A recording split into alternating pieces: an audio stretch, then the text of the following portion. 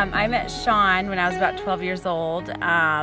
He was best friends with my stepbrother, and I used to babysit my nephew. And, you know, he was just always over there and hanging out. Yeah, I think I'd make special trips to hang out with Jamie when she was over there, knowing that.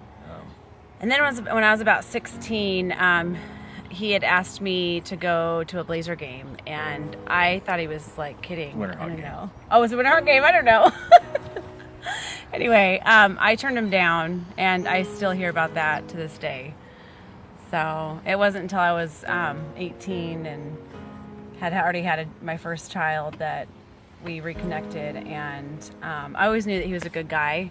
And when I found out he was still single, I was like, yeah, I gotta like hook that one up. Then we had the AOL chat, and my typing skills weren't very good. Yeah, it was back in the dial-up days, and I'd be like typing, you know, and it'd taken like a year later to get a feedback from him. So I finally just said, let's just talk over the phone, and we started dating long distance, and that was pretty much it.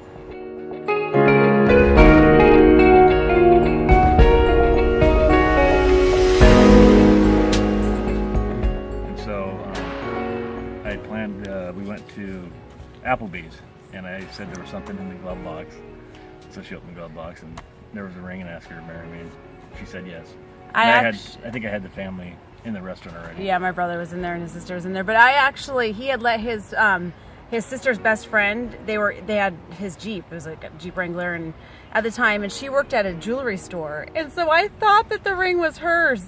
I was like, remember that? I was like, and I kept looking at him, and I was like looking at the ring, and it didn't dawn on me. It was like one of those like Amy-ism moments where I was like, oh. And then he said it like 3 times. It took him like 3 times, and he finally said it. Yeah. And then I said yes. And then there was your sister and my brother and your sister's best friend that I thought the ring belonged to were in the Applebee's restaurant. So it's kind of cute. Yeah.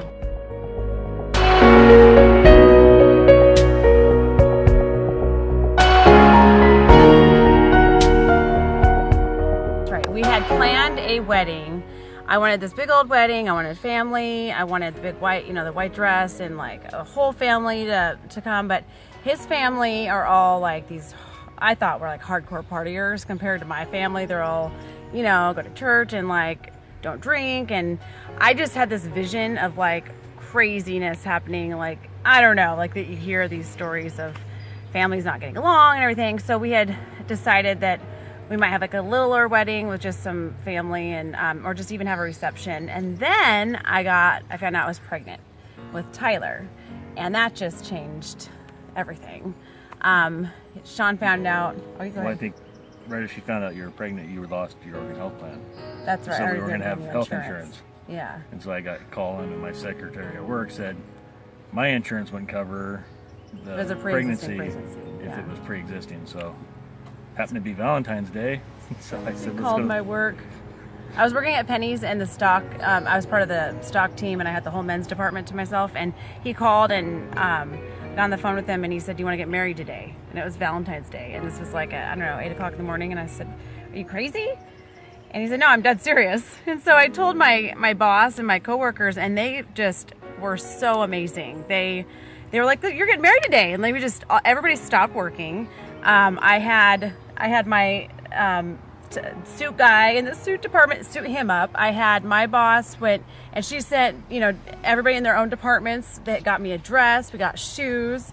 Another gal had gone into the mall and got a bouquet of flowers, and we all clocked out at 3:30 and went to the courthouse. He had already set up the whole, in a matter of hours, the license, marriage license, and everything. And so we walked over to the courthouse from the mall, and my best friend was there, his parents were there, my brother was there, and I still was able to throw the bouquet off the stairs of the courthouse. It was absolutely amazing. And my previous coworkers still remember it to this day. It was like the best day of their life too, so it was pretty cool.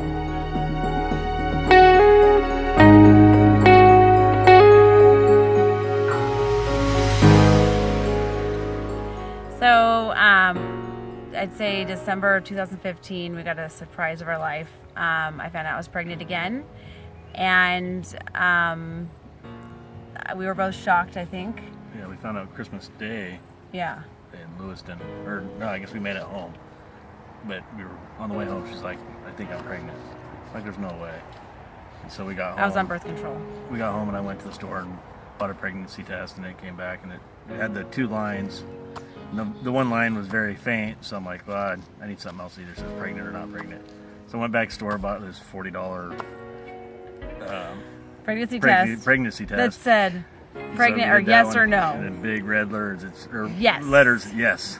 And I said, "Are you happy now?" And I remember throwing it on the counter, and I just ran off crying. I say that in great, like, now, I mean, obviously, I was very thankful I was a girl. But I say that now, not that I was upset that I was having a baby. It just was not planned. But God never, God has His plan, and it doesn't matter if I didn't think we had another child in our life plan, because we did. And I am so glad, because now I have my little girl. So.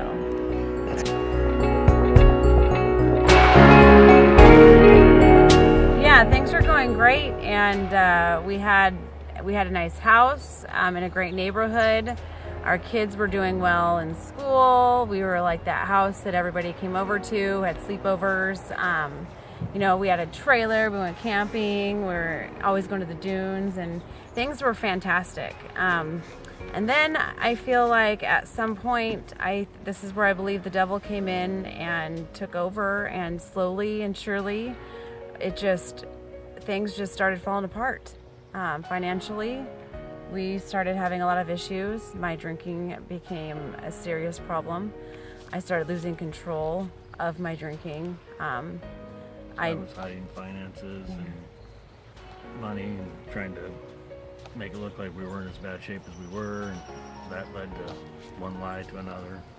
Eventually, I ended up becoming suicidal. I pretty much quit my job, or I probably would have been fired. I don't know. I had a great boss, and we just parted ways. And I got into treatment for the first time, which went pretty well. However, I just was broken, and I think our marriage at that point was very broken, and we just eventually we split up and were separated for, I'd say, a good year.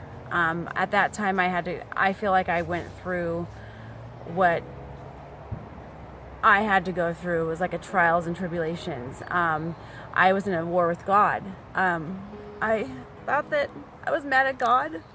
I didn't think that He loved me. I thought, if He's gonna have me go through all of this and lose my family and cause such horrible pain, how could He be a good God if He was doing this to me? And I literally had a war with Him. I yelled at Him and screamed at Him. And but I kept going back to church, and that's where I found Hope Point. I gotta thank my friend Christy for she always invited me, and I always felt welcome. And as soon as I walked through those doors, that's where I felt God's presence. And I realized that, He's still good. There's still good in Him.